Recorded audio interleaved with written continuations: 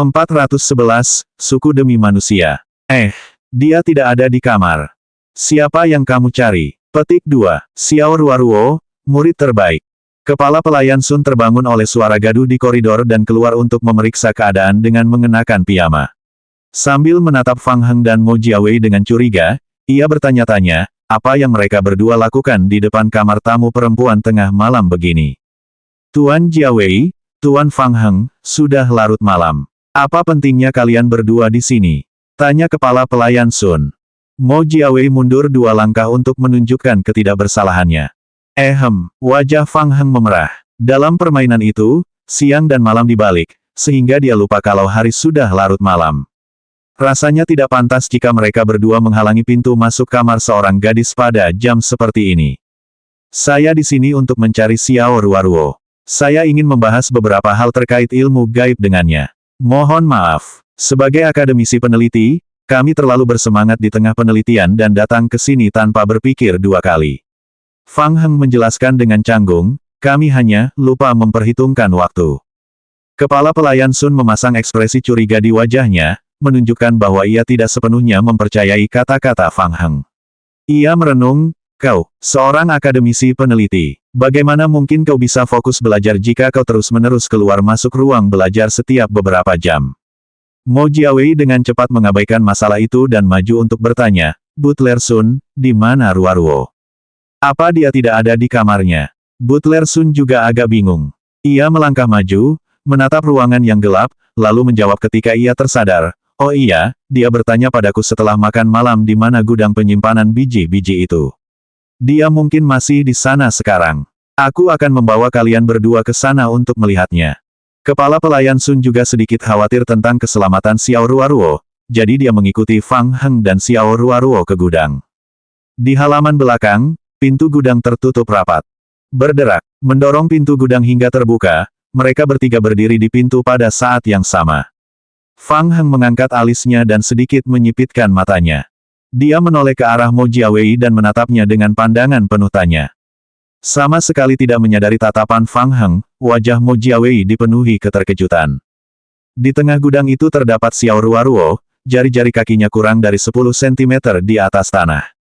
Ia melayang di udara. Sejumlah besar biji kristal biru mentah berputar di sekitar tubuh Xiao Ruoruo dengan cepat.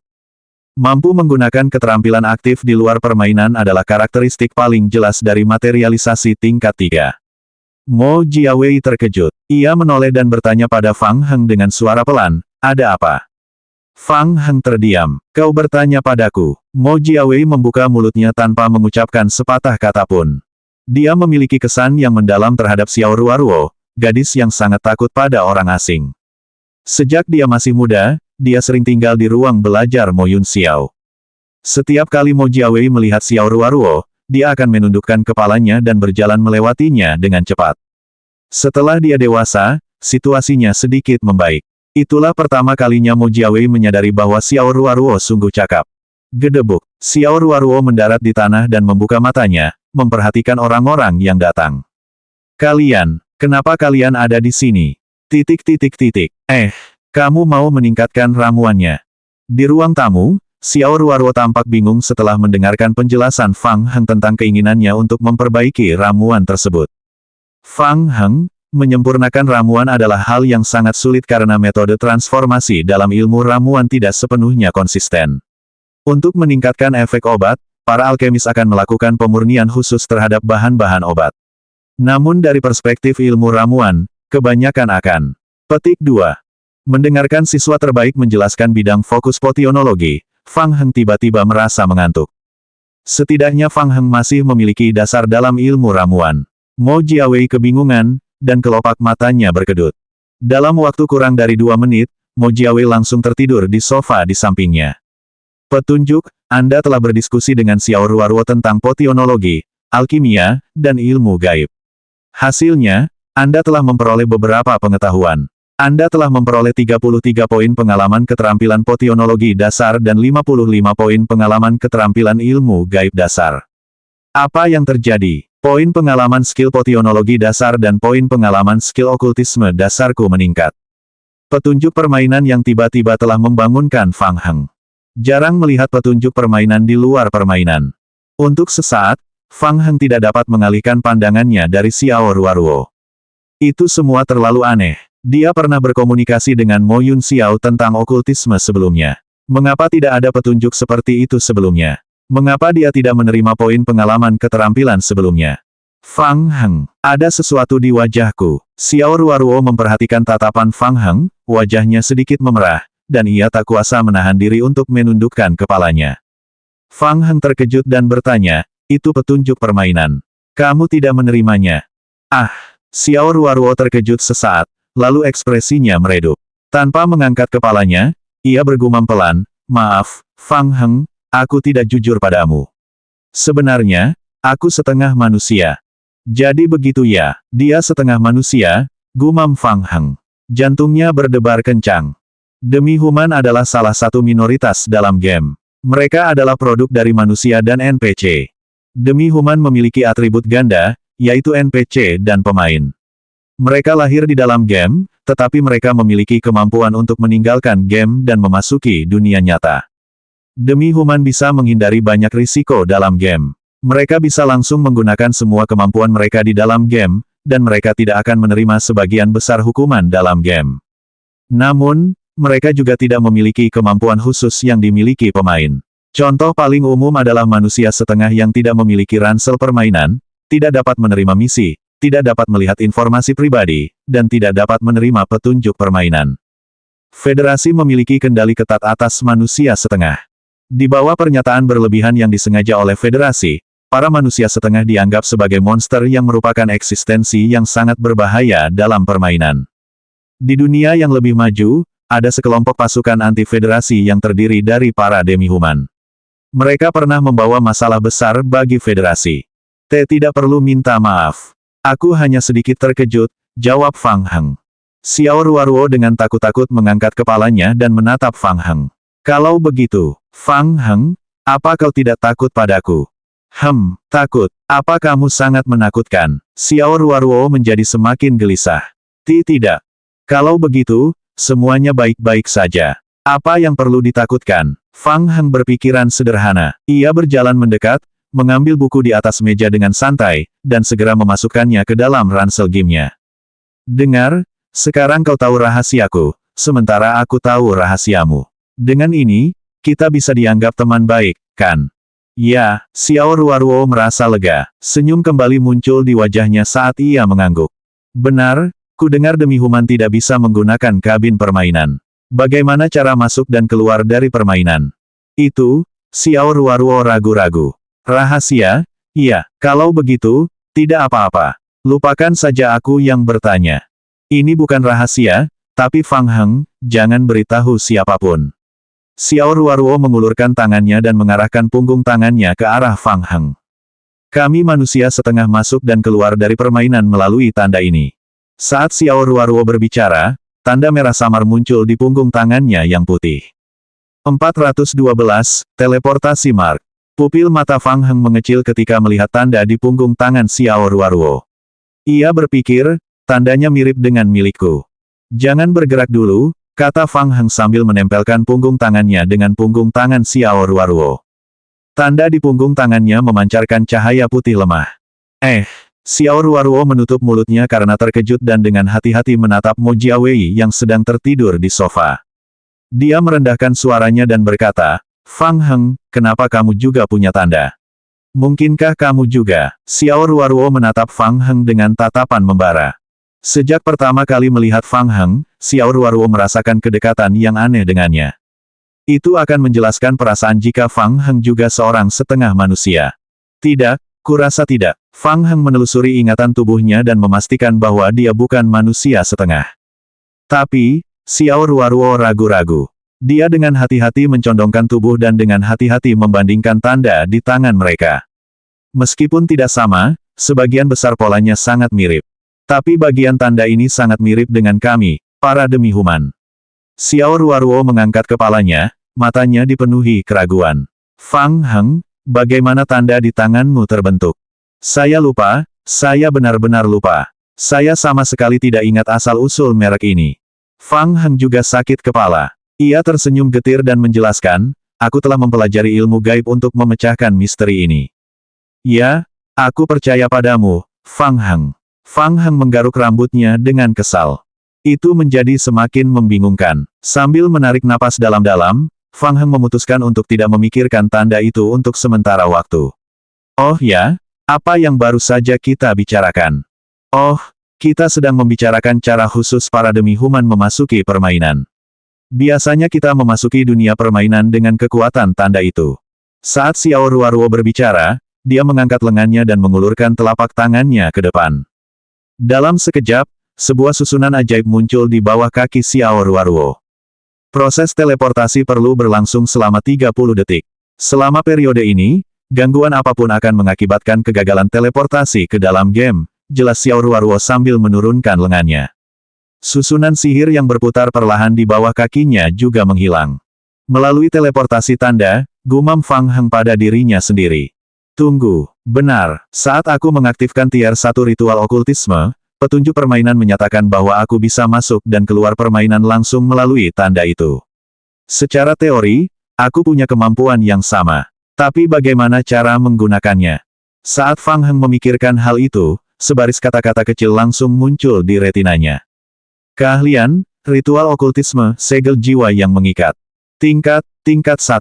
Deskripsi keterampilan 1, setelah menguasai keterampilan ini, Anda dapat menyinkronkan kemampuan atribut dasar dan memasuki dunia permainan. Tingkat sinkronisasi saat ini, 100%.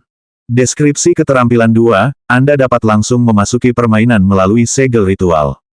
Kemampuan khusus 1 yang dibangkitkan melalui segel jiwa, di luar permainan, Anda akan menerima peningkatan tambahan 10% dalam semua atribut. Kemampuan spesial 2 yang dibangkitkan melalui segel jiwa, Vampire Apokalipse, Anda tidak akan terpengaruh oleh distorsi dunia game Vampire Apokalipse. Di Vampire Apokalipse, Anda akan menerima peningkatan tambahan 10% untuk semua atribut. Kemampuan spesial 3 yang dibangkitkan melalui segel jiwa, Zombie Apokalipse, Anda tidak akan terpengaruh oleh distorsi dunia game Zombie Apokalipse. Di Zombie Apokalipse, Anda akan menerima peningkatan tambahan 10% untuk semua atribut. Fang Heng, kamu punya segelnya, jadi kamu seharusnya bisa teleportasi ke dunia game, kan? Coba saja, kamu hanya perlu fokus dan membayangkan sebuah pintu di depanmu. Cobalah untuk membuka pintu itu. Xiao Ruoruo menatap Fang Heng dan menyemangatinya, semoga berhasil. Mendengar itu, Fang Heng mencoba meniru Xiao Ruoruo. Ia perlahan mengangkat tangannya dan menutup matanya. Bayangkan sebuah pintu, renungnya. Sebuah pintu perunggu kuno muncul di depan Fang Heng. Pintu perunggu itu diukir dengan pola-pola aneh, yang menyerupai telapak tangan. Telapak tangan zombie. Fang Heng bingung. Ia mencoba mengikuti instruksi Xiao Ruoruo dan membuka pintu dengan pikirannya. Suara mendesing. Sebuah formasi hitam langsung muncul di bawah kaki Fang Heng. Saat formasi itu muncul, pupil mata Xiao Ruoruo tiba-tiba menyempit. Suatu kekuatan dahsyat muncul dari susunan sihir, dan dia tak dapat menahan diri untuk mundur setengah langkah. Pekik, pekik, pekik. Telapak tangan mayat membusuk berwarna coklat kehijauan yang tak terhitung jumlahnya melesat keluar dari susunan sihir, bergerak dengan gila ke atas dan hampir seketika membungkus Fang Heng. Dalam pandangan Xiao Ruoruo, Fang Heng saat ini tengah terbungkus oleh lengan-lengan busuk yang bengkok tak terhitung jumlahnya, membentuk kepompong manusia. Bang! Detik berikutnya, kepompong itu hancur di depan matanya, menghilang bersama Fang Heng. Xiao Ruoruo berdiri di tempat, mengingat kembali pemandangan yang baru saja dilihatnya, wajahnya dipenuhi keterkejutan dan kebingungan. Totalnya 0,5 detik. Fang Heng telah menggunakan segel itu untuk memasuki dunia permainan hanya dalam 0,5 detik. Itu terlalu tidak normal. Membuka matanya lagi, Fang Heng mendapati dirinya berada di ruang Raja Para Dewa. Petunjuk, pemain baru pertama kali memasuki permainan melalui ritual okultisme. Petunjuk, tanda okultisme memiliki batas atas 10 poin energi ruang Raja Dewa, 1 poin energi akan diisi ulang setiap 5 jam, 1 poin energi ruang Raja Dewa dikonsumsi setiap kali Anda memasuki permainan. Petunjuk, pemain sekarang dapat memilih untuk kembali ke dunia permainan, mode lain, atau toko pertukaran. Apakah aku sudah memasuki dunia game? Fang Heng menatap dirinya sendiri dan mencoba mengepalkan tinjunya. Dibandingkan dengan cara normal memasuki permainan melalui kabin permainan, tampaknya tidak ada perbedaan.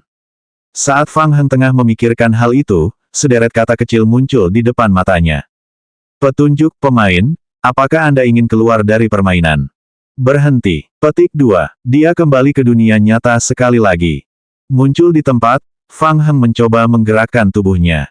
Lumayan bagus. Jauh lebih nyaman daripada menggunakan kabin game untuk masuk dan keluar game, terutama dalam situasi khusus di mana pemain di luar kabin game tidak dapat terhubung melalui fungsi petunjuk khusus kabin game. Fang Heng tiba-tiba menyadari bahwa teleportasi semacam itu juga merupakan keterampilan menyelamatkan nyawa yang cukup bagus. Jika suatu saat nanti ada bahaya yang tiba-tiba muncul di dunia nyata, dia bisa saja bersembunyi di dalam permainan dan mengatasinya. Sementara itu, masih linglung, Xiao Ruoruo menatap kosong ke arah Fang Heng.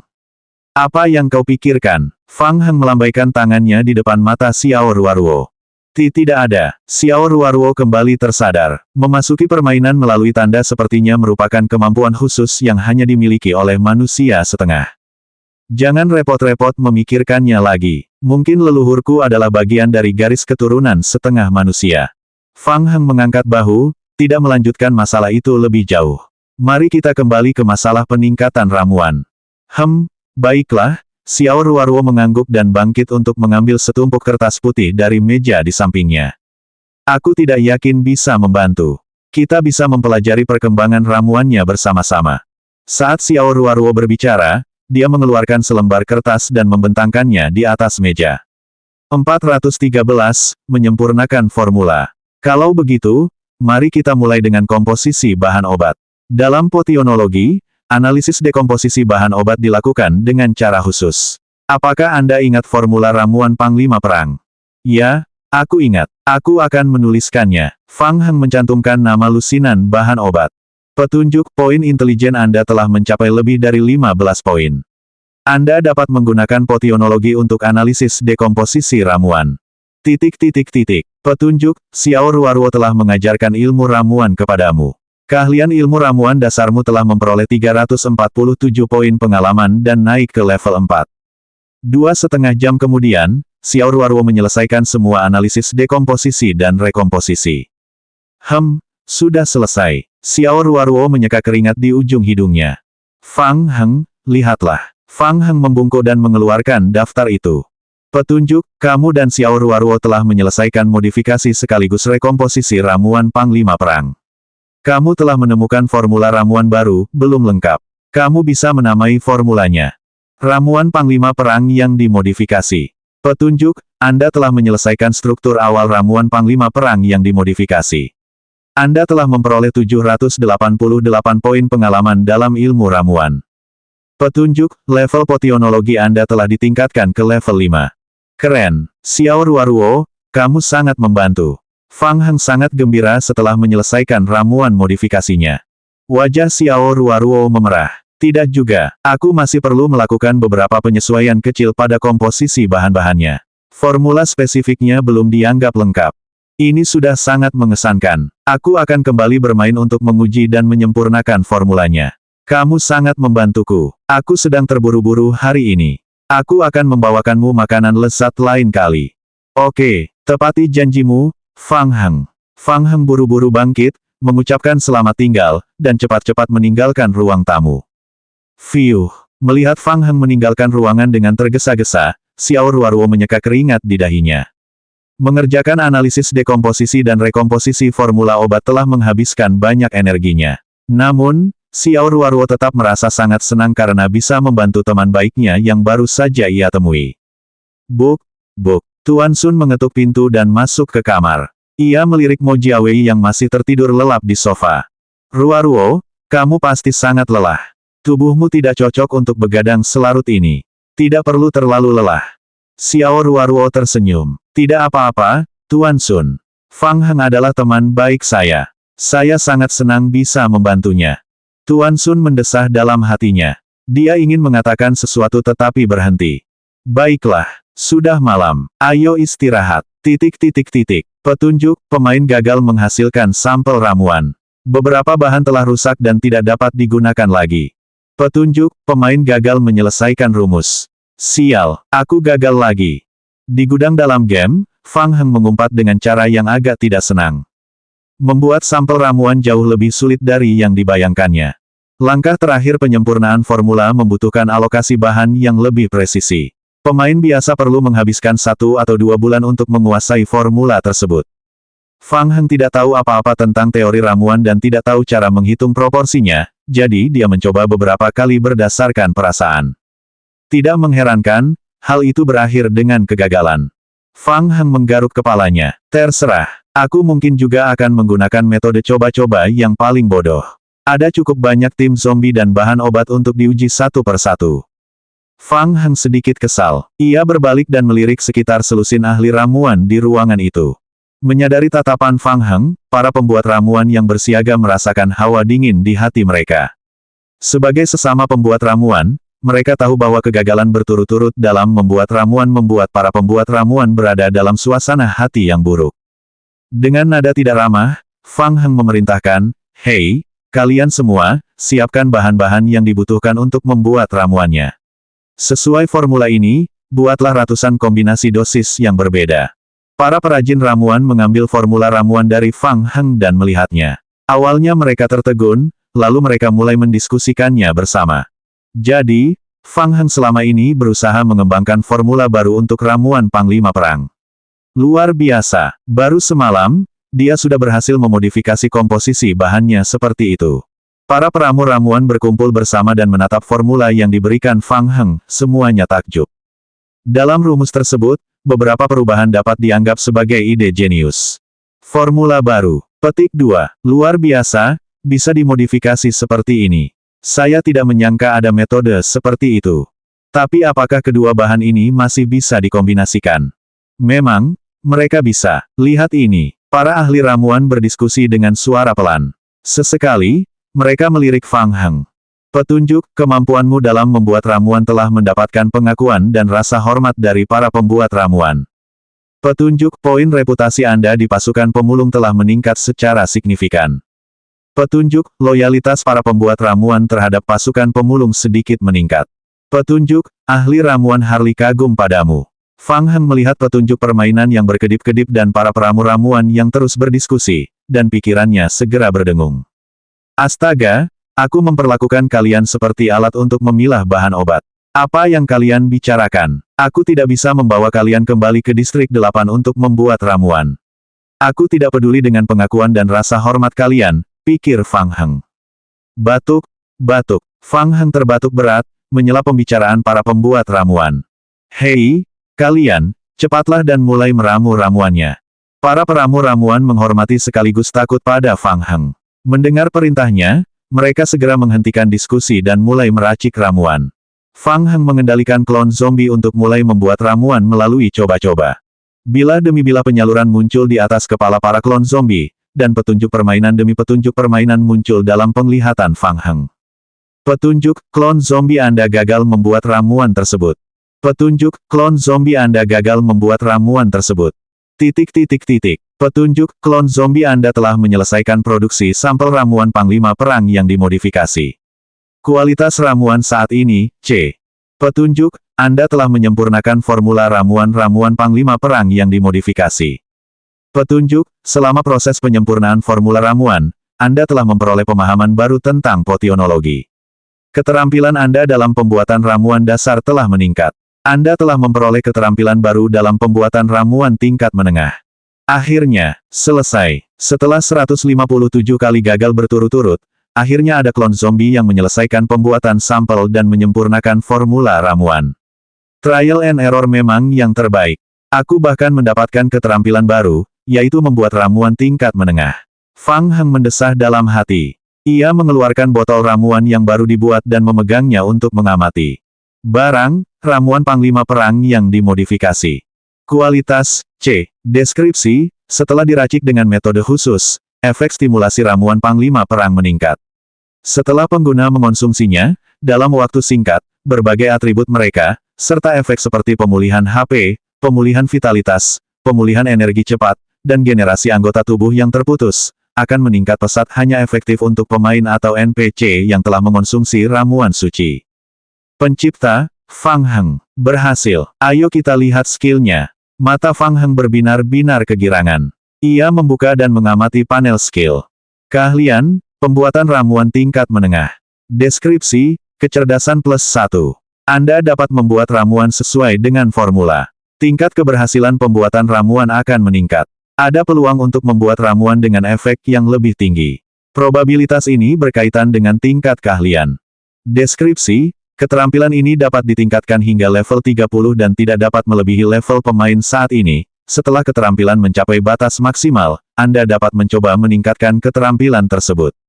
414, efek yang ditingkatkan.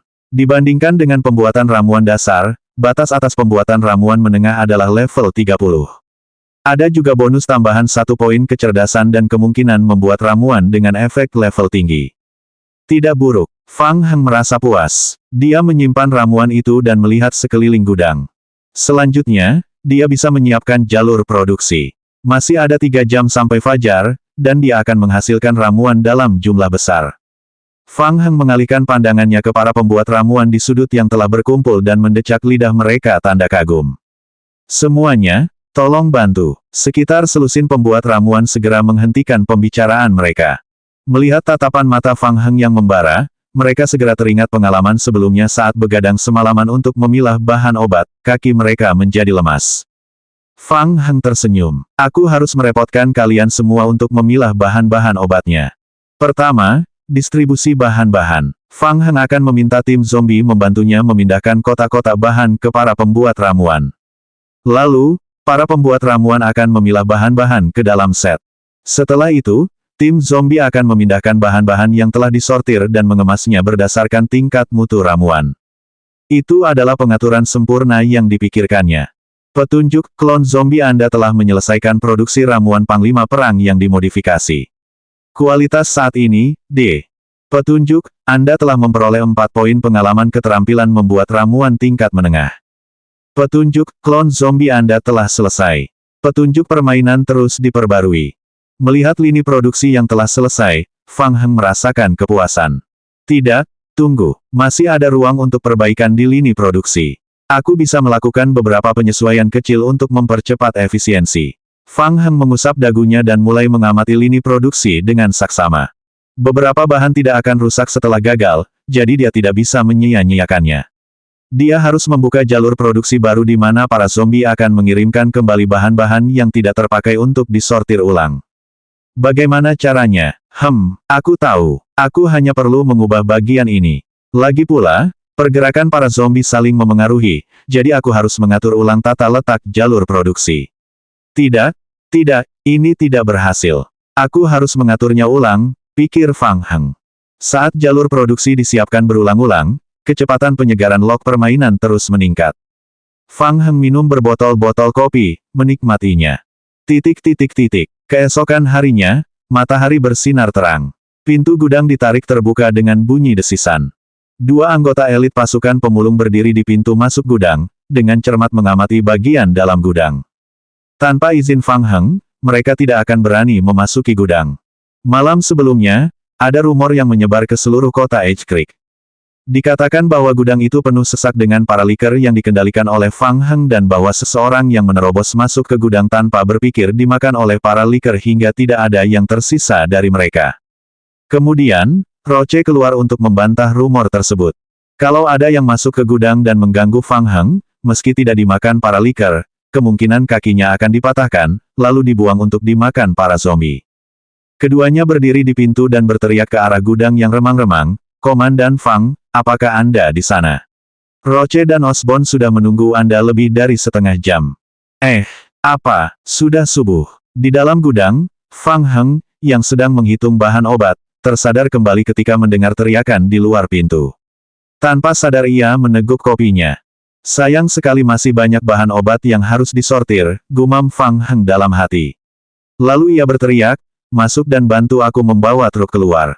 Ya, kedua elit pasukan pemulung itu berjalan dengan hati-hati ke dalam gudang. Setelah begadang semalaman, mata para pembuat ramuan dan NPC memerah, dan mereka semua tampak lega. Akhirnya, mereka bisa beristirahat. Fang Heng berjalan keluar dari gudang. Di luar pintu, Roche dan Osborn sedang menunggunya. Osborn melangkah maju dan bertanya, "Fang Heng, bagaimana proses pembuatan ramuannya?" Beberapa daerah sedang membutuhkannya. Mereka berada di bawah tekanan yang sangat besar dan sangat membutuhkan pasokannya. Semuanya terkendali. Fang Heng mengangguk dan menunjuk ke belakang. Tak lama kemudian, beberapa truk bermuatan kota-kota besar keluar dari gudang. Ramuan-ramuan itu sudah dimuat ke belakang truk. Oke, mata Osborn berbinar. Dia melompat dan naik ke salah satu truk besar, lalu mengeluarkan salah satu botol ramuan untuk diperiksa. Begitu ramuan itu ada di tangannya, Osborn sedikit mengernyit.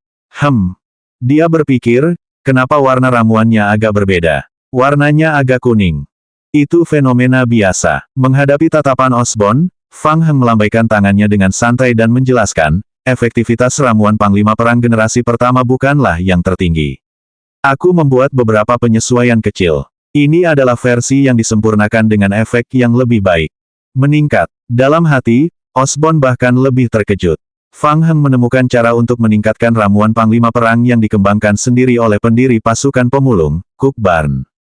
Haha, Fang Heng, kamu hebat sekali, seru Osborn. Sementara itu, Roche tidak punya banyak pikiran seperti Osborn. Ia bahkan sedikit tidak puas dengan kelambanan Osborn. Ia mendesak, Osborn, cepat beri aku sebotol untuk dicicipi. Osborn diam-diam mengutuk Roche karena bersikap bodoh. Ia langsung melemparkan ramuan di tangannya ke arah Roche. Teguk, teguk. Roche mengambil ramuan itu, membuka tutupnya tanpa ragu, dan langsung mengangkat kepalanya untuk menuangkan seluruh ramuan itu ke tenggorokannya. Roche tertegun saat ramuan itu terasa sangat menyengat lidahnya. Saat ia merasakan aliran hangat mengalir di tenggorokannya, seluruh tubuhnya mengalami transformasi. Berderit, berderit. Roche mengepalkan tinjunya begitu kuat hingga menimbulkan suara berderit. Pembuluh darah di pupil matanya terlihat jelas, membuat matanya tampak merah, dan urat-urat biru samar-samar muncul di bawah kulitnya. Menabrak. Roche menghancurkan botol itu di tangannya. Hahaha, efeknya keren banget. Roche berbalik dan menatap Fang Heng dengan tatapan penuh semangat. Fang Heng, aku ingin ramuan seperti ini. Semakin banyak semakin baik. Benarkah sekuat itu? Pikir Osborn, bingung. Ia lalu meneguk ramuan Panglima Perang itu. Ramuan itu seperti bola api yang langsung mengalir ke seluruh tubuhnya. Osborn mengepalkan tinjunya dan merasakan gelombang kekuatan mengalir ke seluruh tubuhnya. Rasanya ada kekuatan yang tak terbatas dalam tubuhnya. Dorongan untuk menghancurkan segalanya muncul dari lubuk hatinya. Dia tidak yakin mengenai efeknya dalam pertempuran sesungguhnya, tetapi dari lubuk hatinya, Osborn merasa ramuan Panglima Perang itu telah meningkat sedikitnya 50% dibandingkan sebelumnya. Pada saat yang sama, dorongan haus darah juga meningkat secara signifikan dibandingkan sebelumnya. Mengambil napas dalam-dalam, Osborn dengan paksa menekan dorongan haus darah di hatinya dan menggunakan mata merahnya untuk menatap Fang Heng. Matanya dipenuhi keheranan saat ia merenung, bagaimana dia melakukannya.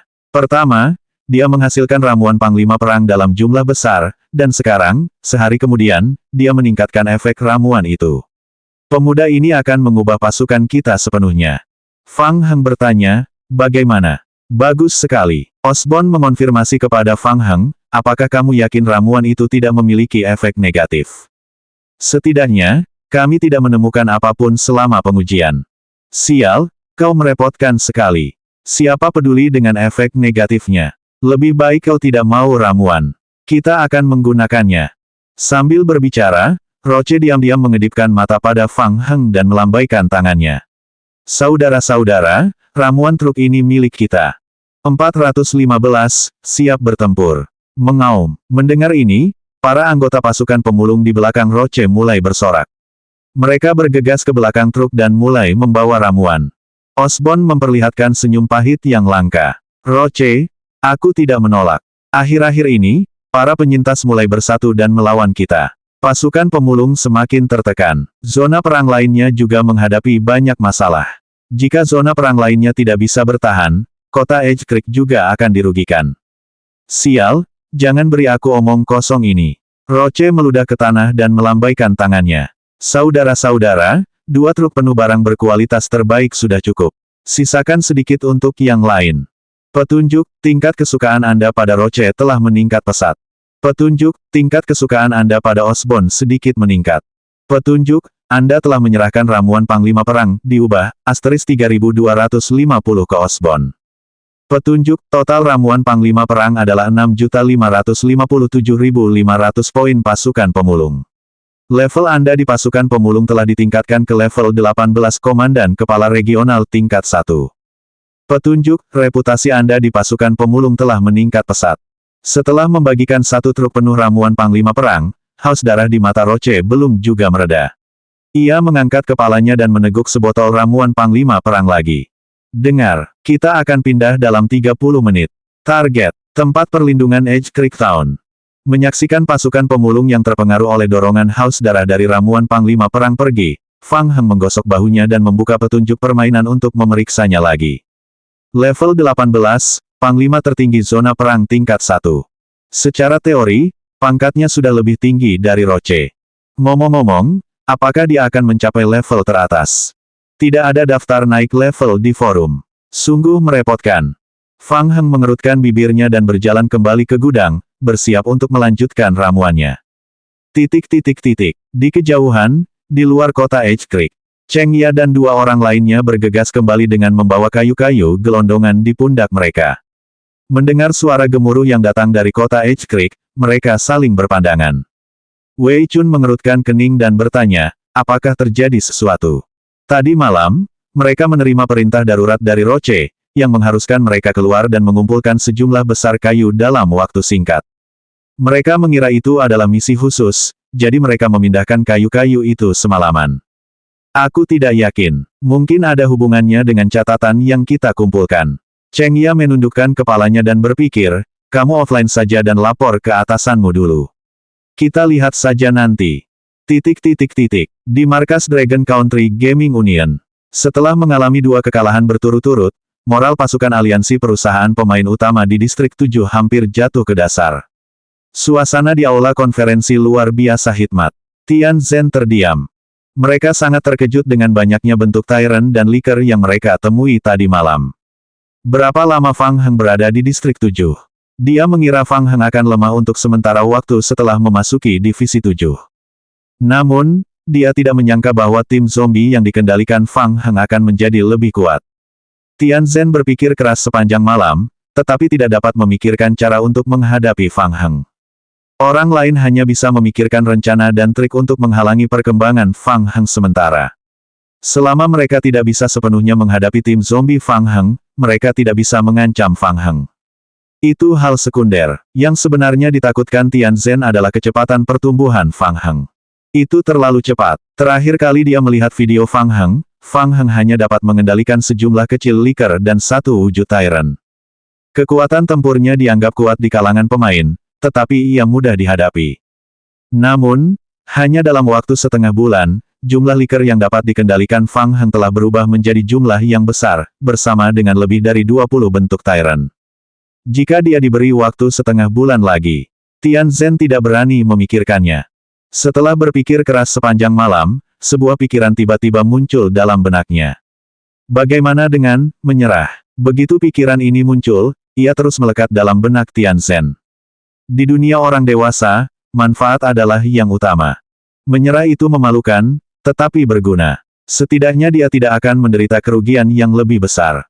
Tian Zhen mengangkat kepalanya. Dia memperhatikan banyak pemain di guild itu juga saling bertukar pandang satu sama lain.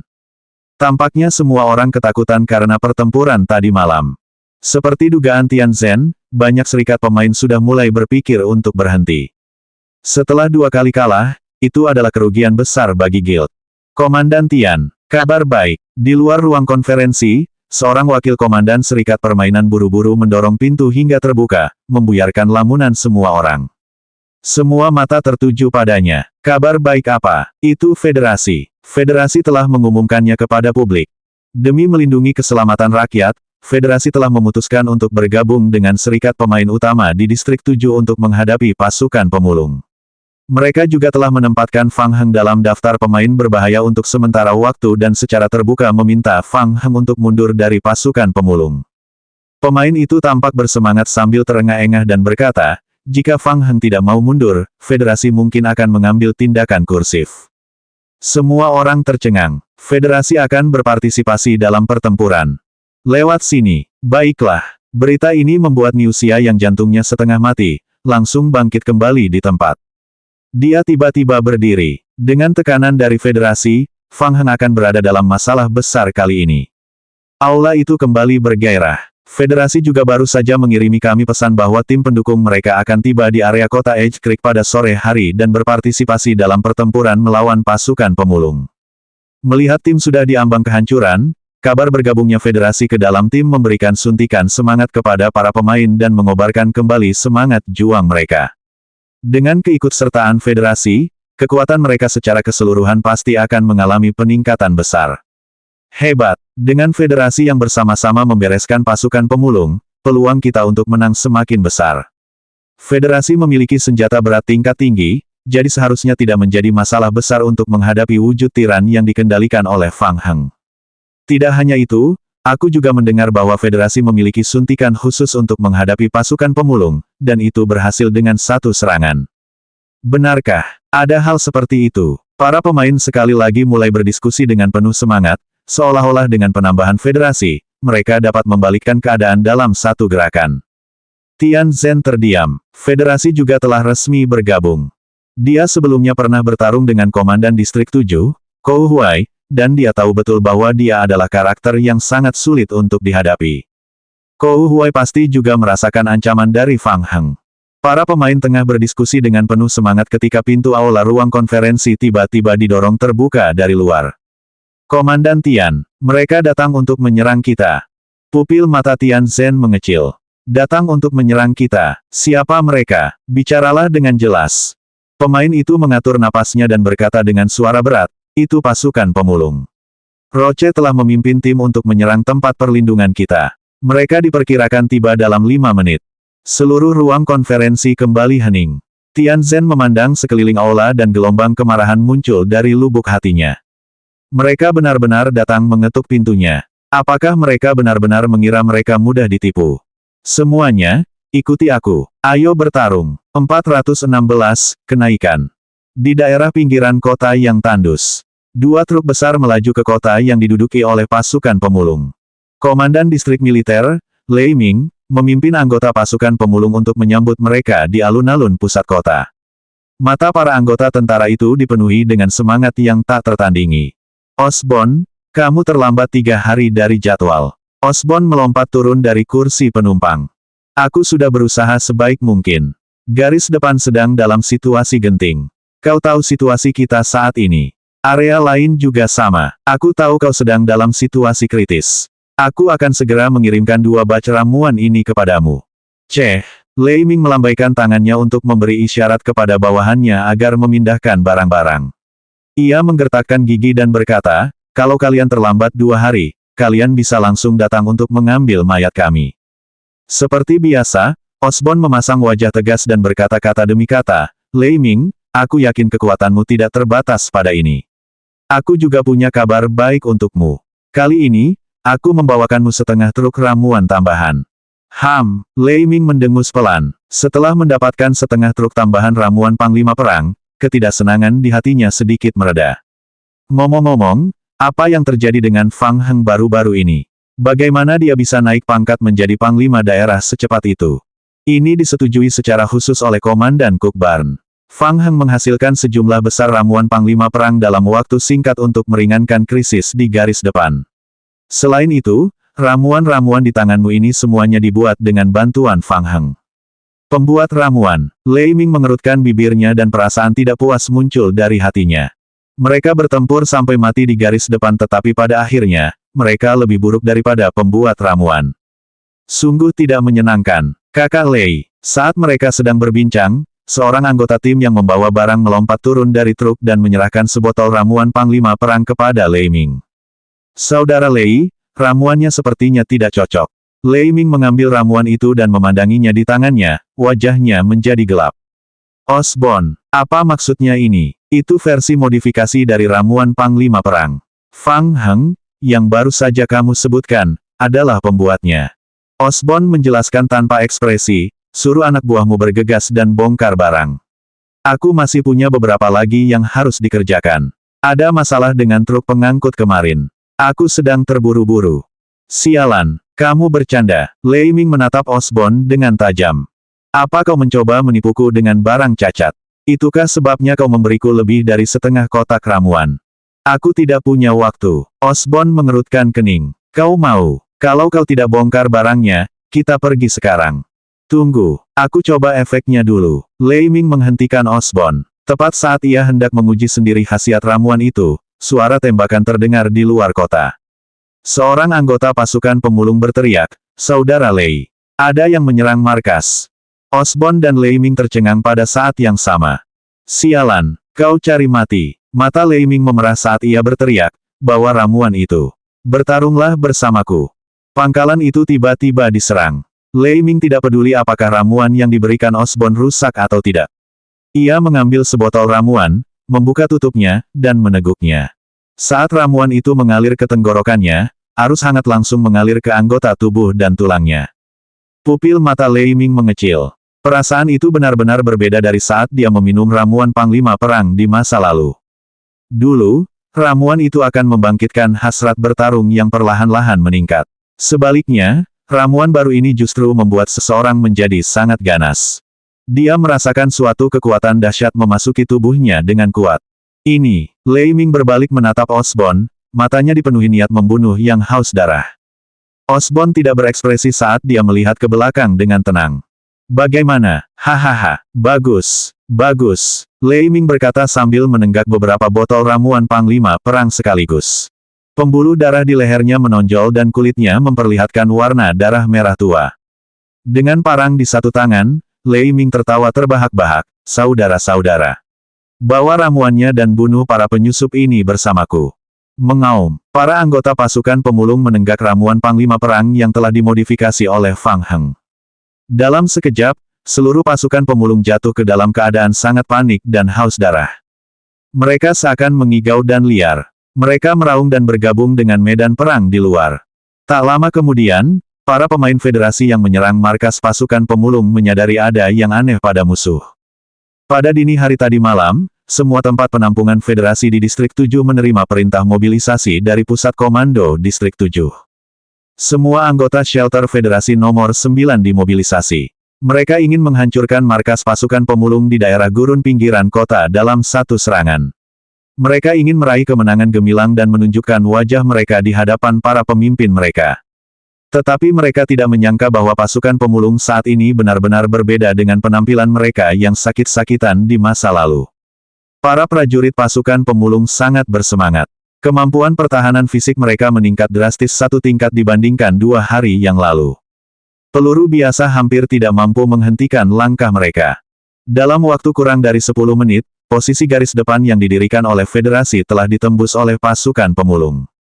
Apa yang terjadi? Bagaimana kekuatan tempur mereka tiba-tiba meningkat begitu cepat?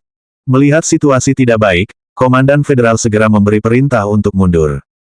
Situasinya tidak tepat. Mundur dulu. Hahaha. Mau kabur? Apa kau sudah dapat izinku?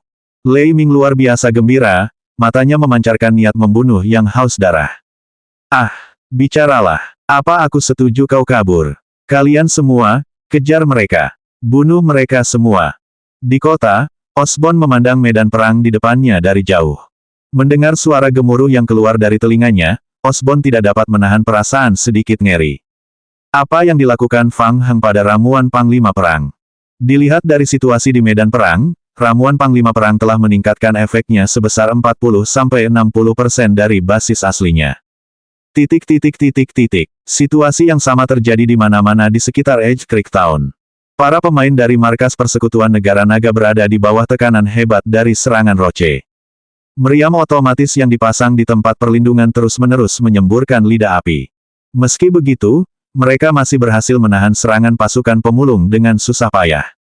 Dibandingkan kemarin, kekuatan tempur pasukan pemulung telah meningkat secara signifikan. Apa yang terjadi dengan permainan ini? Bagaimana tingkat kesulitannya bisa meningkat lagi dan lagi hanya dalam 2 hari? Apakah ini semua perbuatan Fang Heng? Niu Xia sangat terkejut. Ia bahkan melihat seorang elit pasukan pemulung tingkat tinggi jatuh ke tanah setelah terkena jangkauan peluncur roket. Sebagian besar sisi kanannya, termasuk lengannya, hancur. Di sampingnya, seseorang memberi ramuan seteguk kepada pasukan elit pasukan pemulung. Pasukan elit itu berdiri dan melanjutkan pertempuran.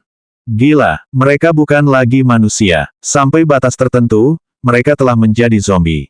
Kegilaan pasukan pemulung membuat para pemain merasakan ketakutan dari lubuk hati mereka.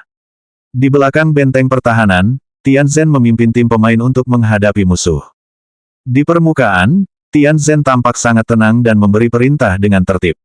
Namun, kenyataannya, ia sangat gugup dan tegang.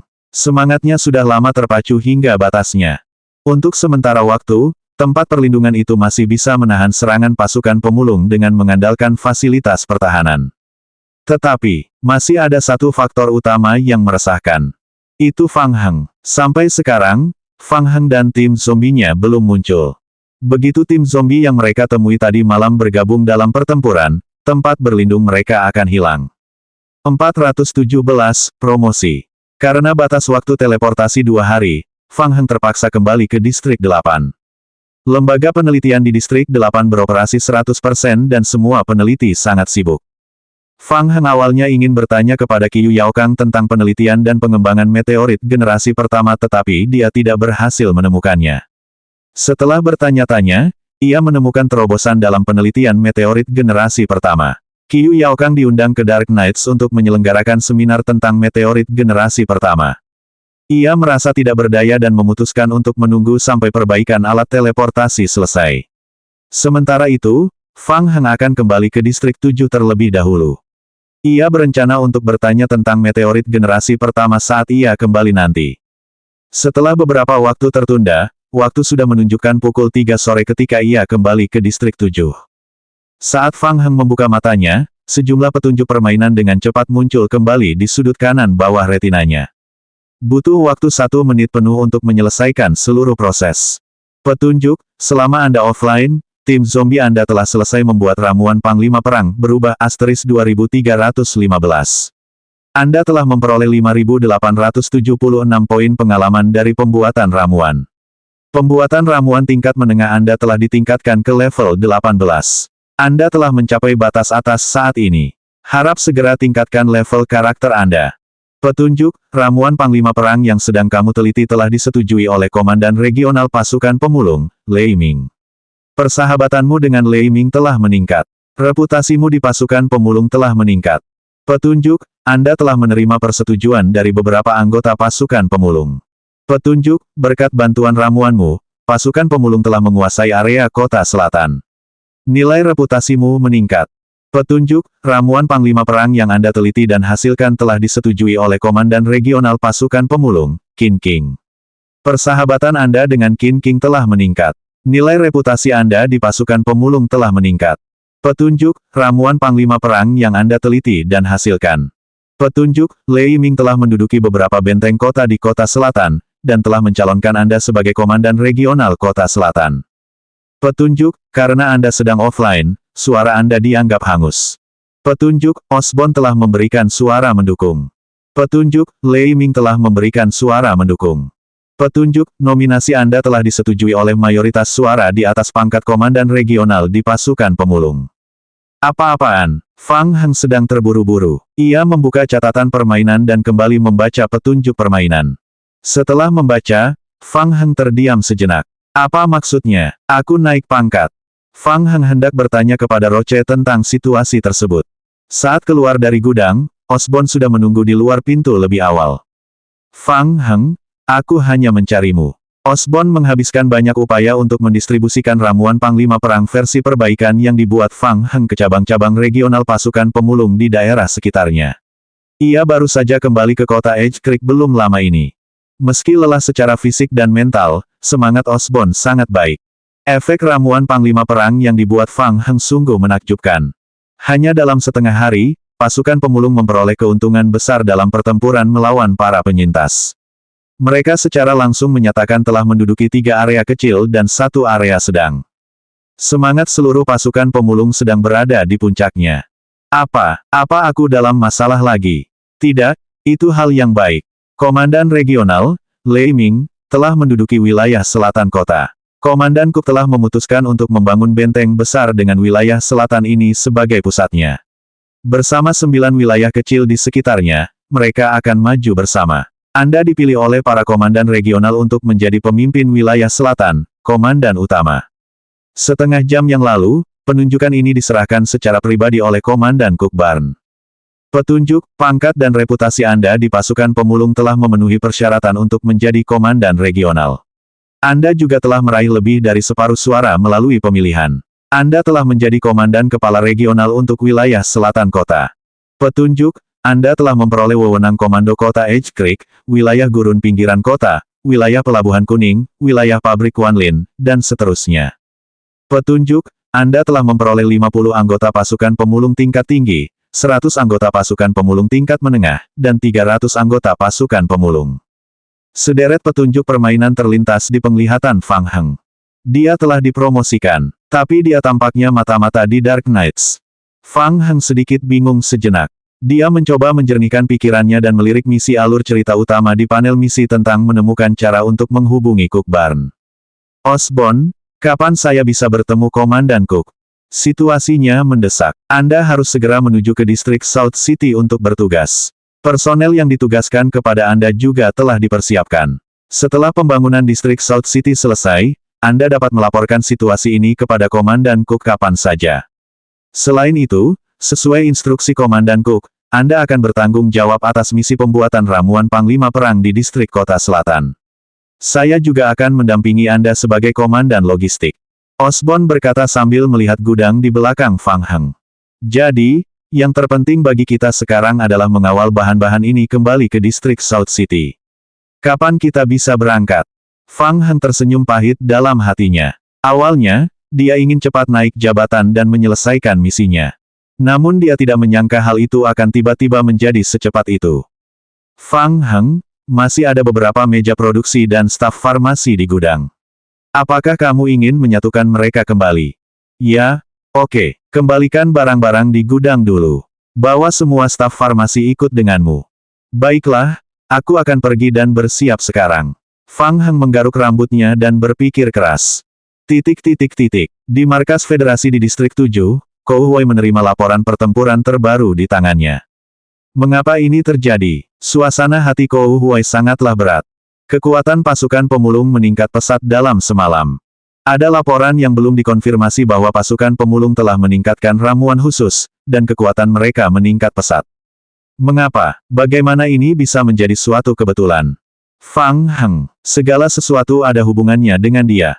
Kou Huai merasa bahwa penilaiannya tidak salah. Dong. Silakan masuk. Seorang prajurit berjalan memasuki ruang komando dengan ekspresi berat dan menyerahkan berkas di tangannya. Tuan, informasi terbaru dari pasukan pemulung adalah tentang Fang Heng. Fang Heng lagi, tindakan apa yang dia lakukan kali ini? Jantung Kou Huai berdebar kencang.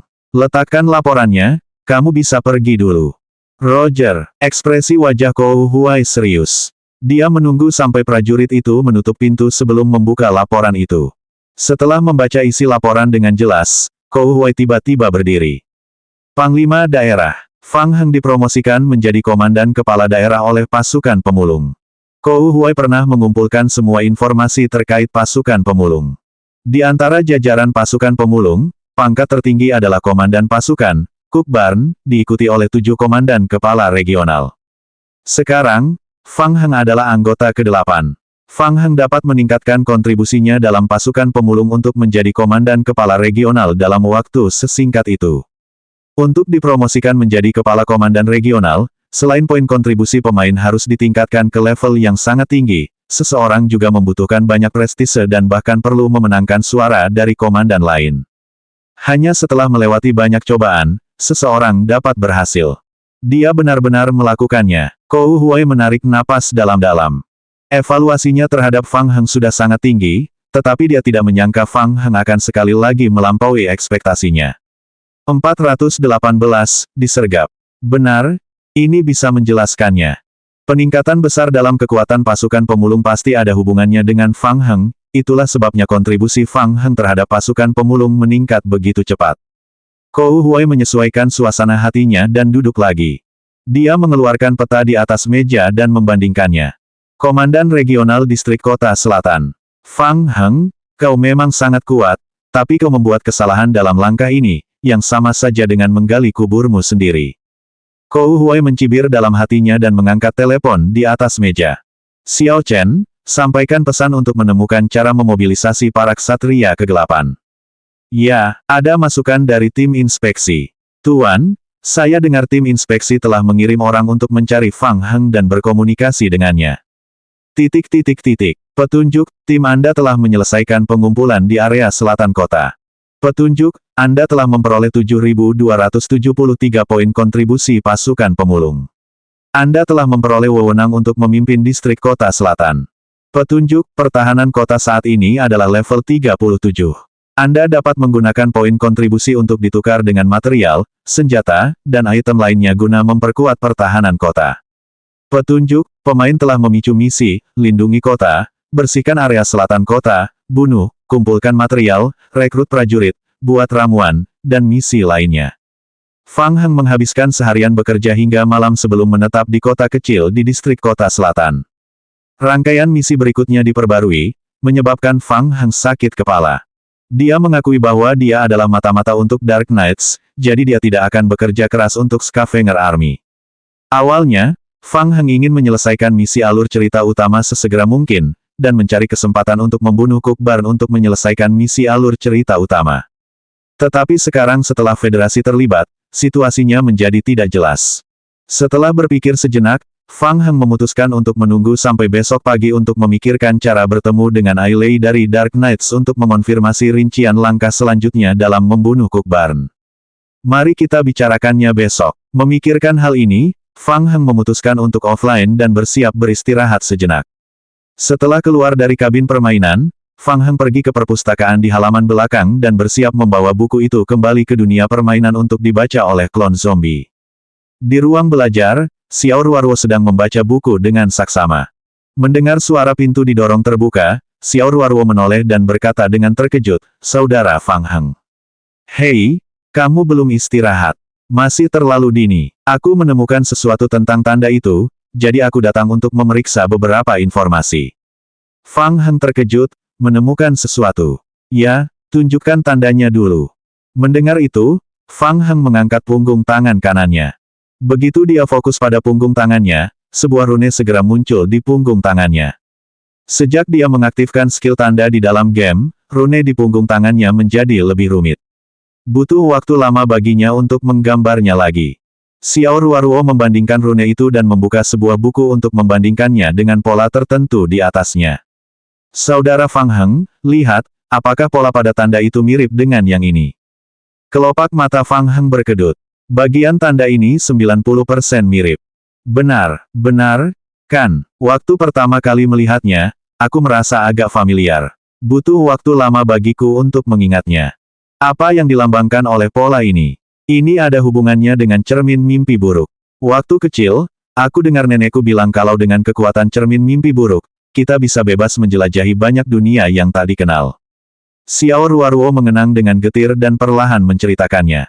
Sayangnya, dahulu kala, cermin mimpi buruk telah hancur dan terbagi menjadi beberapa bagian yang tersisa di setiap sudut dunia. Kemudian, iblis mimpi buruk menggunakan kekuatan khususnya untuk melahap beberapa keping cermin mimpi buruk. Kami benar-benar kehilangan harapan untuk membuka jalan menuju dunia lain. Cermin mimpi buruk dengan kemampuan teleportasi. Fang Heng menundukkan kepalanya dan mulai berpikir. Dunia tempat Xiao Ruarwo berada adalah dunia mimpi buruk tingkat tinggi. Apakah cermin mimpi buruk yang disebutkannya berhubungan dengan alat penghancur ruang di dunia permainan tingkat rendah? Namun apa hubungannya ini dengan tanda di punggung tangannya? Suasana hati Xiao Ruarwo agak buruk. Ia melanjutkan, setelah kehilangan cermin mimpi buruk sepenuhnya, selain menghadapi krisis mimpi buruk di dunia ini, kita juga harus terus waspada terhadap dampak dari dunia tingkat rendah. Fang Heng bingung. Dampak dari dunia bawah. Apa itu? Xiao Ruarwo berpikir sejenak. Aku juga tidak terlalu yakin. Nenek memang menyapa mereka seperti ini. Seingatku, setiap kali nenek mengalami hal serupa, beliau selalu sangat gugup. Namun, menurutku, kemampuan para penyusup itu sangat biasa. Biasanya, mereka akan mati di tangan iblis mimpi buruk sebelum kita sempat bergerak. Aku juga tidak begitu mengerti arti kedatangan mereka ke dunia kita. Oh iya, orang yang memimpin mereka disebut penguasa dunia. Setiap kali mereka menyerang, penguasa dunia akan membawa banyak pemain dengan kemampuan spesial serupa untuk berpartisipasi. Mendengarkan penjelasan Xiao Ruoruo, pupil mata Fang Heng mengerut. Penguasa dunia, mungkinkah Xiao Ruoruo merujuk pada pemain yang telah menyelesaikan misi alur cerita utama server? Fang Heng menyipitkan matanya. Setelah meninggalkan ruang belajar, Fang Heng sedikit mengantuk. Ia bersiap untuk kembali ke kamarnya lebih awal untuk tidur. Fang Heng baru saja melewati jembatan batu di taman belakang. Persepsinya yang tajam memberitahunya sesuatu.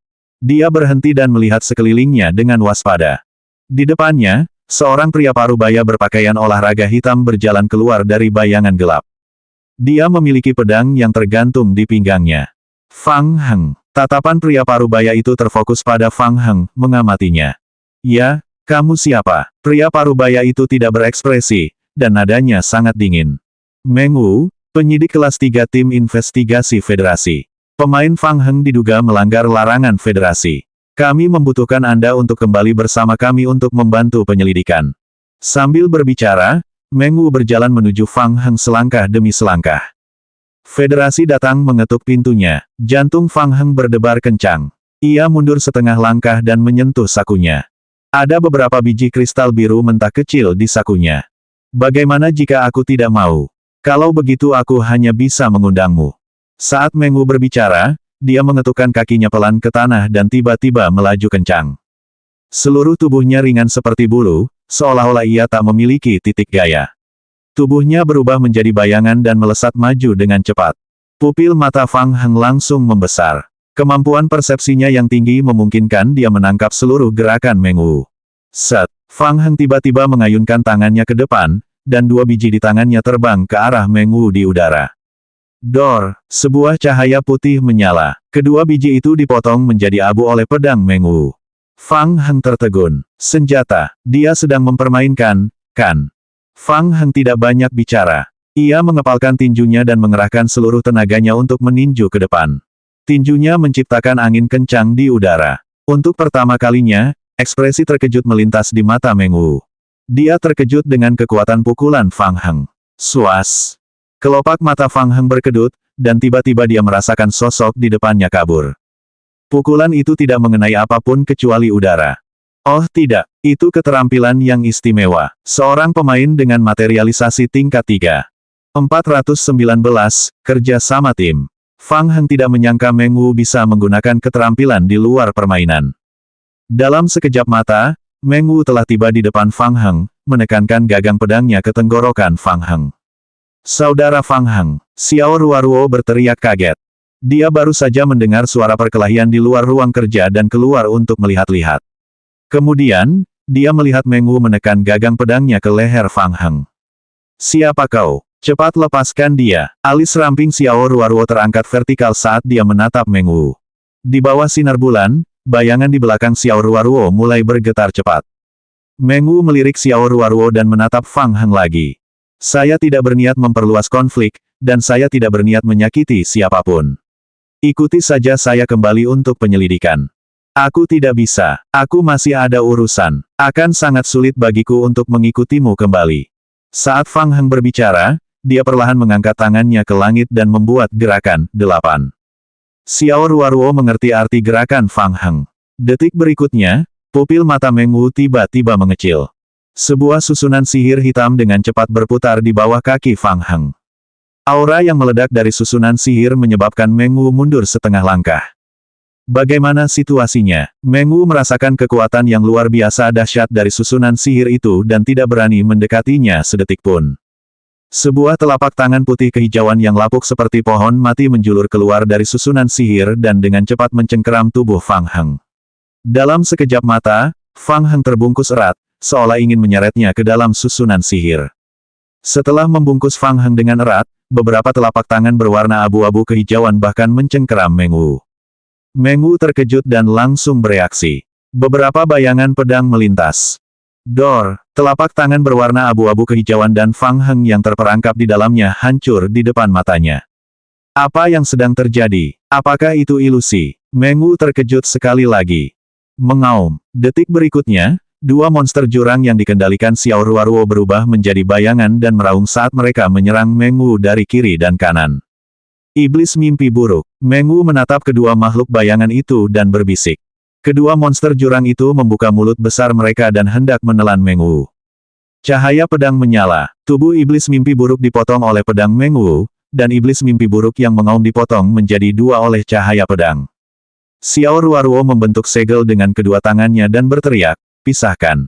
Ledakan, ledakan. Detik berikutnya, dua monster jurang meledakkan diri di depan Meng Wu pada saat yang sama. Meng Wu terkena ledakan dari jarak yang sangat dekat. Tangannya langsung menangkis di depannya, tetapi tubuhnya masih terpental oleh kekuatan dahsyat yang dihasilkan oleh ledakan diri tersebut. Tepat saat tubuhnya kehilangan kendali di udara, Meng Wu merasakan bahaya yang sangat kuat. Cahaya yang sangat lemah melintas di depannya. Setelah menghilang selama 8 detik, Fang Heng muncul entah dari mana. Fang Heng mengepalkan tinjunya, menghadapi Meng Wu yang terbang ke arahnya dari depan, dan melayangkan pukulan ke wajah Meng Wu. Ledakan. Di udara, Meng Wu tak bisa menghindar. Ia terkena pukulan Fang Heng secara langsung, dan seluruh tubuhnya terpental, menghantam dinding di belakangnya. Retakan. Dindingnya retak seperti jaring laba-laba. Lebih dari separuh tubuh Meng Wu terjebak di dinding. Meng Wu bernapas perlahan. Setelah 3 kali tarikan napas, napas Meng Wu kembali normal. Dia perlahan mengangkat kepalanya. Seluruh wajah Meng Wu hancur berlumuran darah akibat pukulan ini, tetapi dia masih mempertahankan ketenangannya yang amat sangat. Ayah! Saat pecahan peluru jatuh, Meng Wu terjatuh dari lubang di dinding. Fang Heng menatap Meng Wu dan merasakan aura yang sangat berbahaya darinya. Tadi, bahkan pelat baja yang sedikit lebih tipis pun bisa ditembus, tetapi tidak ada banyak reaksi ketika mengenai wajahnya. Ruoruo, hati-hati. Oke, tepat saat Fang Heng tengah memikirkan cara menghadapi Meng Wu, sebuah suara terdengar dari balik kerumunan. Pemimpin besar tim investigasi federasi, Meng Wu, telah tiba. Mengapa Anda tidak memberitahu kami sebelumnya? Saya bisa menyiapkan teh yang enak untuk menyambut Anda. Mo Yunxiao berjalan keluar dari lorong di samping sambil tersenyum dan menatap orang yang datang. Mo Jiawei menyembulkan kepalanya dari belakang Mo Yunxiao dan mengacungkan jempol pada Fang Heng. Ya Tuhan, bala bantuan akhirnya dipanggil. Fang Heng menghela napas lega, berpikir bahwa dia akhirnya tidak perlu melawan monster ini lagi. Meng Wu perlahan menoleh. Pada saat ini, wajahnya berlumuran darah, tampak luar biasa ganas. Nada suaranya masih sangat tenang. Tuan Mo, saya menerima instruksi dari atasan untuk meminta Fang Heng kembali dan membantu penyelidikan. Apa yang dilakukan Fang Heng? Mengapa perlu merepotkan pemimpin Meng untuk turun tangan secara pribadi? Saya tidak tahu kejahatan apa yang dia lakukan. Meng Wu menggelengkan kepala dan berkata dengan tenang, saya hanya bertanggung jawab menerima perintah dari atasan. Silakan kembali dan terima penyelidikannya, Tuan Fang Heng. Baiklah, misimu gagal. Kembalilah dan laporkan. Mo Yunxiao tersenyum tipis dan berkata, tolong beritahu Menteri Yu, kalau dia ingin membawa Fang Heng pergi, aku khawatir dia harus datang sendiri. Baiklah, aku akan membawanya. Meng Wu mengangguk pada Mo Yunxiao. Sambil berbicara, ia perlahan mundur ke dalam kegelapan. 10 menit kemudian, Mo Yunxiao, Fang Heng dan yang lainnya tiba di kedai teh. Mo Yunxiao dengan santai membuat secangkir teh untuk mereka berempat. Untuk dapat mengalahkan pemimpin tim investigasi federasi, yang dapat mewujudkan entitas tingkat 3 dengan satu pukulan. Mo Yunxiao tersenyum lembut dan menyesap tehnya, Fang Heng, namamu akan ada di daftar orang berbahaya tingkat tinggi federasi besok. Tidak mungkin seburuk itu. Mereka yang bisa masuk tim investigasi semuanya adalah elit federasi. Setidaknya, mereka adalah pemain yang telah memasuki permainan tingkat tinggi. Selain itu, Meng Wu adalah kapten tim 3 tim investigasi. Orang-orang menyebutnya kelumpuhan wajah. Tak terhitung penjahat tingkat tinggi federasi yang telah jatuh di tangannya. Ini pertama kalinya dalam beberapa tahun terakhir ia gagal. Kalau begitu, saya benar-benar merasa terhormat. Fang Heng mengangguk dan berterima kasih kepada Mo Yunxiao. Terima kasih. Tidak perlu bersikap begitu formal. Mo Yunxiao melambaikan tangannya dan meletakkan cangkir tehnya. Baiklah, aku tidak bercanda. Fang Heng, aku sudah mendengar tentang apa yang terjadi dalam perjalanan dari Jiawei. Jujur saja, kamu sangat tertarik dengan misi alur cerita utama Distrik 7 dan ingin bersaing dengan federasi, kan? Ya, Fang Heng mengakui dengan jujur. Awalnya saya tidak terlalu menginginkannya, jadi saya mengambilnya karena alasan praktis. Namun, tindakan federasi baru-baru ini membuat saya sangat tidak senang. Ya, Mo Yun Xiao mendengarkan kata-kata Fang Heng dan merasa itu menarik. Mengambil alur cerita utama juga. Perlu diketahui bahwa federasi telah menghabiskan begitu banyak upaya untuk mendapatkan alur cerita utama. Hingga saat ini, mereka baru mendapatkan sekitar 10 dunia alur cerita utama.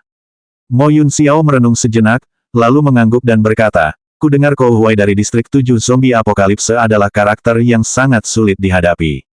Dia pernah menghabiskan waktu setahun untuk melenyapkan semua pasukan organisasi anti-federal di distrik 7.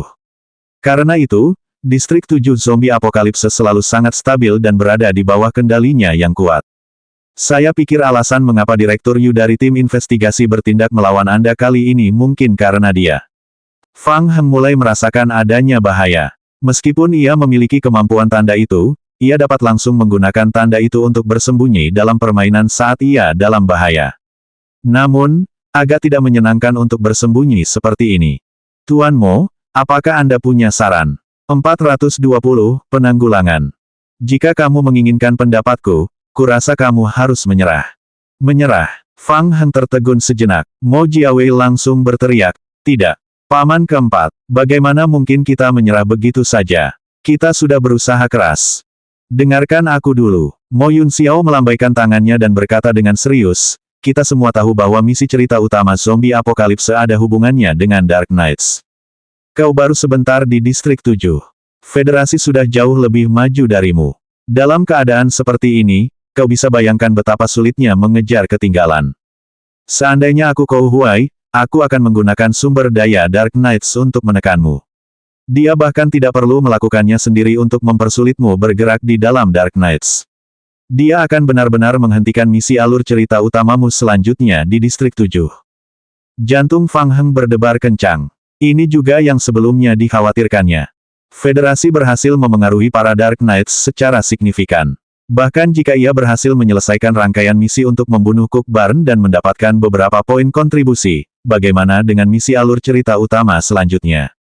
Masih sulit baginya untuk ikut campur. Mo Jiawei tidak berpikir sejauh itu di awal. Setelah mendengar kata-kata Mo Yun Xiao, hatinya langsung dingin dan ia berpikir, bisakah kau masih bermain seperti ini?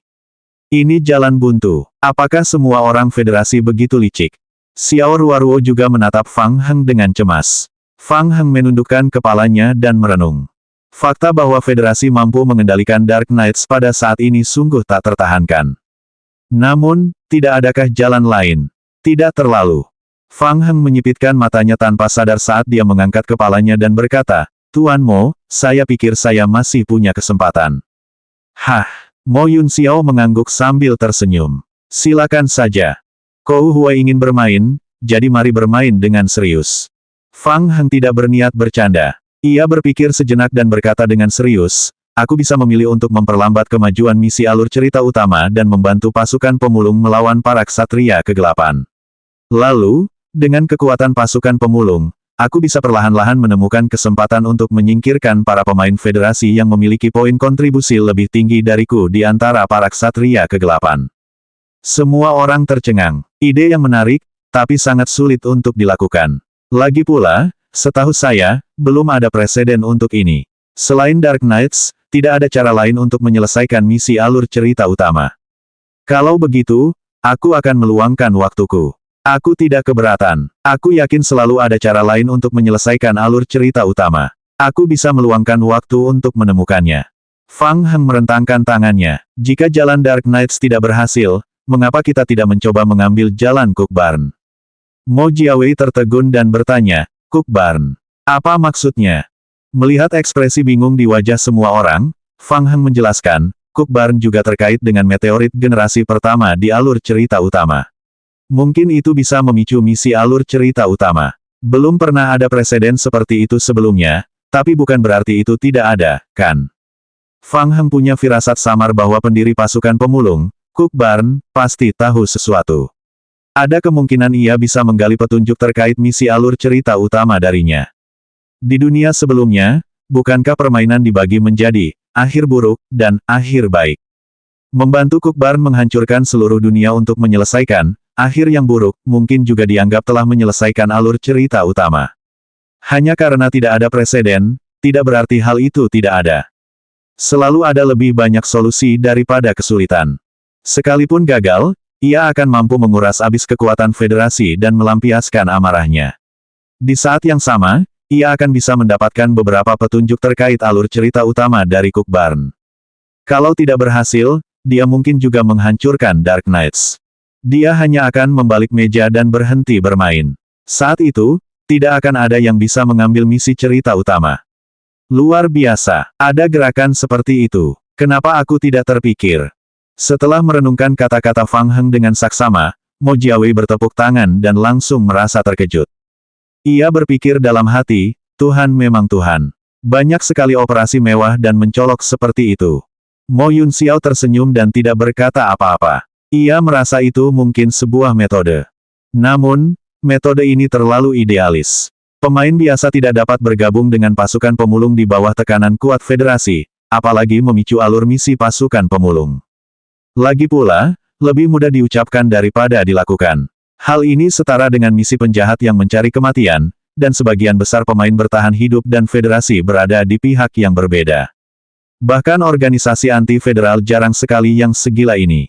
Setelah memikirkannya baik-baik, Mo Yun Xiao merasa itu sangat menarik. Dengan lawan seperti Fang Heng, federasi akan merasa sangat tertekan. Dia menantikan apa yang akan terjadi pada Fang Heng saat dia memasuki permainan tingkat tinggi. Fang Heng bertanya, Tuan Mo, apa pendapatmu tentang rencanaku? Ide yang sangat menarik. Kurasa karena kau sudah memutuskan idemu, kau bisa tenang dan melakukannya tanpa khawatir. Aku akan tinggal di sini untuk sementara waktu. Orang-orang federasi tidak akan datang sendiri dan memintamu. Mo Yun Xiao mengangkat cangkir tehnya. Semoga sukses. Terima kasih, Tuan Mo. Jam 2 pagi, di Biro Inspeksi Kota. Kepala Biro Inspeksi Federasi, Cao Buchun, bergegas keluar kantor. Ia mengetuk pintu dan mendorongnya hingga terbuka untuk masuk. Direktur Yu, kamu masih di sini untuk melaporkan pekerjaanmu sendiri larut malam begini. Bagaimana kabar Meng Wu? Yu Feiyu menutup berkas di tangannya. Dialah yang memerintahkan Fang Heng untuk kembali melakukan penyelidikan. Dia tahu bahwa operasi Meng Wu kemungkinan besar akan gagal malam ini. North River Heavy Industry sangat tenang dalam beberapa tahun terakhir, tetapi petinggi federasi sangat jelas bahwa North River Heavy Industry juga tidak memiliki karakter yang baik. Kali ini, Meng Wu diminta untuk pergi hanya untuk melihat situasi dan memberikan penjelasan yang layak kepada Distrik 7. Biro Inspeksi punya banyak hal yang harus dilakukan. Tidak perlu membuang tenaga dan sumber daya untuk dunia game tingkat rendah. Namun kali ini wajah Cao Buchun muram. Direktur Yu, ada masalah. Baru saja dikonfirmasi 10 menit yang lalu bahwa Meng Wu sudah meninggal. Apa? Murid Yu Feiyu mengerut. Dalam waktu singkat, beberapa pikiran terlintas dalam benaknya. Siapa pelakunya? Apakah North River Heavy Industry? Saya tidak yakin. Setelah Ketua Meng meninggalkan industri berat North River, beliau melaporkan kepada saya tentang situasi pekerjaan secara umum. Saat itu sudah terlalu malam, jadi saya menyuruhnya kembali dan beristirahat dulu. Besok, saya akan meminta seseorang untuk mengisi catatan misi terperinci untuknya. Cao Buchun mengenang situasi malam itu. Sekitar 10 menit yang lalu, kantor polisi menerima laporan bahwa ada mayat yang ditemukan di pinggir jalan. Tim inspeksi telah memeriksa TKP sesegera mungkin. Kesimpulan awal, sepertinya itu bukan keluarga Mo dari North River Heavy Industry. Dari jejak yang tertinggal di TKP, kemungkinan besar itu dilakukan oleh seorang demi-human. Yu Feiyu mengerutkan kening saat mendengar itu. Setengah manusia, otopsi awal menemukan tidak ada luka luar di permukaan tubuh. Organ-organnya meledak dan mati. Adegan kematian menunjukkan rasa provokasi dan luapan amarah yang kuat. Provokasi. Yu Feiyu berdiri dan mengambil mantelnya. Ikut aku ke TKP. Kita ngobrol sambil jalan. Selanjutnya bab 421, serangan balik.